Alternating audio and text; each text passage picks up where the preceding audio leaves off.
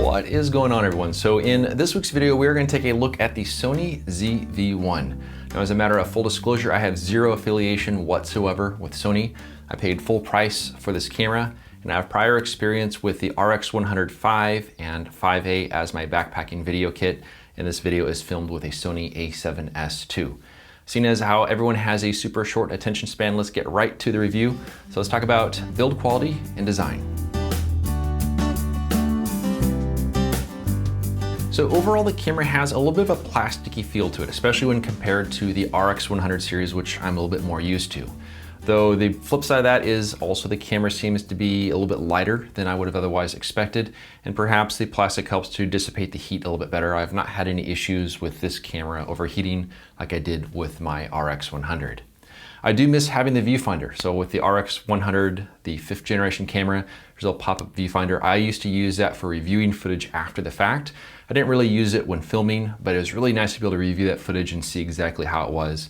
Though that being said, instead of having the viewfinder, this one has a hot shoe, it has a mic jack, and it has a side flip screen, and they really couldn't put all that in there along with the viewfinder. I'm using this with a video micro from Rode, and that mic works really, really well with it. It does not interfere with the wide angle side of the lens. So I've been very, very happy with that. One of the things that's really cool about this design is that when you flip the screen around like this, it automatically turns the camera on. This saves a lot of time. I really do like that feature. The only downside is that the camera is relatively slow to retract the lens. So whether I hit the power button or flip the screen back, it'll shut the camera off, but it takes a long time to shut the camera off. I do wish that that was a little bit faster. The camera does have a 3-stop filter, a 3-stop ND filter built into it, which is really, really nice. If you need anything more than that, Lensmate makes an adapter. It's the same one as the RX100 5th generation, and there's a piece that sticks onto the front of the camera there, and then you can bayonet a filter onto the front, and it takes 52mm filters. So with my kit, I have a 5-stop ND filter, which is this one right here. I also have a 2-stop graduated ND filter for those times when I have really bright skies, and that kit works out really, really well. So I definitely recommend that if you want something a little stronger than the 3-stop ND filter that is going to come with it. One of the things I miss compared to the RX100 5 is there's no ring on the front to adjust the settings. So on my RX100 5, I would use that to adjust the aperture. With this camera, we're going to set it with the rear dial here, and hitting the down button when you're in the manual exposure mode toggles between aperture and shutter. I kind of got used to it, but it really would be nice if they had that, and maybe that's something for a future generation of this camera. Another thing that is pretty nice is there is a red recording lamp right here. So if I hit record, you'll see that. Now, one of the things that people really like about this camera is this flippy screen, which I will say is pretty nice in terms of getting the camera set up, framing stuff, setting exposures, all that. But I find that that is actually a bit of a distraction with filming. So I flip it back there, because otherwise there's a tendency to look just off to the side of the lens as opposed to at the lens. And this red recording lamp is nice because it trains your eye to look basically right at the lens, which is pretty nice. One of the things I really do enjoy about this camera is this tripod accessory.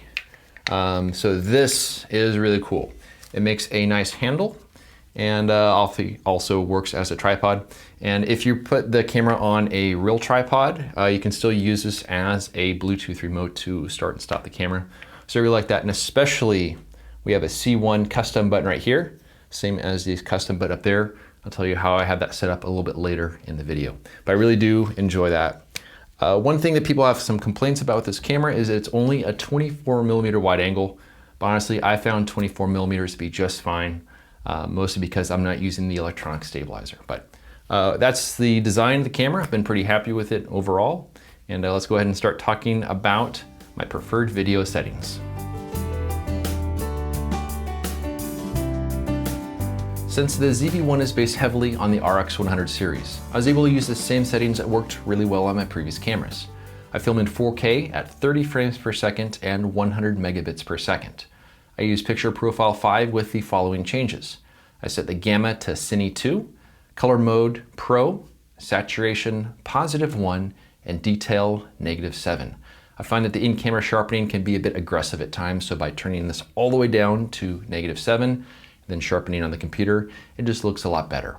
My goal with these settings is to preserve a very low base ISO. This way I can film outside on a sunny day with a relatively modest set of ND filters and be able to open up that aperture for a nice shallow depth of field. By using a 5-stop ND on the outside and then the 3 stops built in, I have up to 8 stops of ND, which generally gives me enough to really open up that aperture on a sunny day. My other goal is to preserve a very nice flat look to the footage with a very nice dynamic range. That way it looks nice and natural, and it requires very little post-processing after the fact to have that really good look that I'm going for. And I find that Cine 2 does that very well. One thing that's very important on this camera is you want to avoid overexposure. It does not look good. But on the other hand, the shadows actually are quite graceful. So I turn on the zebra patterns and I set my exposure manually to avoid anything that's really blown out. But anything that looks like it might be really dark on that screen, chances are I actually have all the detail I need once it's on the computer. And so auto exposure tends towards overexposure. So manual exposure and protect those highlights, and you're gonna have some really, really nice looking footage. So let's talk about battery life. Now, as expected, battery life is not gonna be great on this camera. This uses the same battery as the RX100 series, and those cameras were also known for going through batteries pretty fast. But that being said, the batteries are quite tiny, so it is as expected. One thing that's really important is staying organized with your batteries in the field. When I went on my recent backpacking trip, I'd go through 3 batteries a day, and I was being pretty conservative with the filming. So this is the case that I use for organizing the batteries. This is actually made for compact flash cards. This is made by Mindshift. It's called the CF card again. Guardian, yeah, get it? But it'll hold 4 batteries in there, and my strategy was to flip the batteries around backwards when they've been used so I can keep track of all of them. I would solar charge the batteries in the field, and for that, Sony makes this really cool charger. I'll have this linked to down below. All it is it's kind of like a little case that you put the battery in here, just like this, and it plugs in via USB. There's a little light that'll light up there as it's charging. So I have 2 of these, super lightweight, great to charge if you are going on a backpacking trip and using the camera, similar to me. So that worked out really, really well. So even though battery life is definitely an issue on this camera, so long as you are organized and so long as you are prepared for it, it's really not that big of a deal.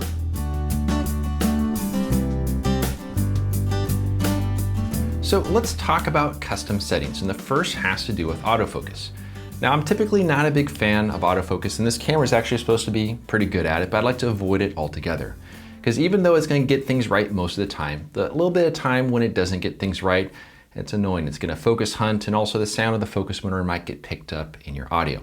This is where the C1 button on the tripod remote, as well as on the camera itself, really comes in handy, because we can program this to switch to manual focus. So you'll find this within the custom key menu, and I like to have this set to AF MF toggle. I'm going to show you exactly how that works. So I'm going to go ahead and turn the camera on here by flipping the screen around just like that. And all I have to do is hit this C1 button right here. I'm pointing at my face first there until it finds my face. Hit that button, it switches to manual focus, and then it's locked in. It's as easy as that. There's one final custom setting I find to be very important, and it pertains to the overheat warning. On page 2 of the setup menu, look for auto power off temp. The default is standard, and I have it set to high. On my recent backpacking trip, I had no overheat warnings whatsoever.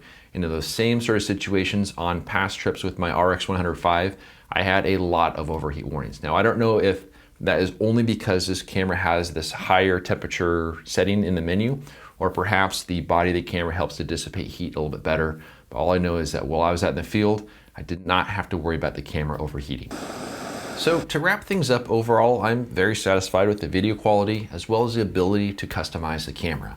I love the C1 button right there in the tripod, and using that to lock the autofocus just really helps out so much in that regard. The mic jack and the shoe are great additions, and this camera works very, very well with the Rode Video Micro. I thought this camera would replace my RX105 for still photos as well, but it really doesn't. It's a bit cumbersome for stills because of the side flip screen. I prefer just the up and down screen for stills. The lack of the viewfinder, the plastic body, and the lack of the control ring up front. So I'll be keeping my RX105 for still photos, be using this for doing video.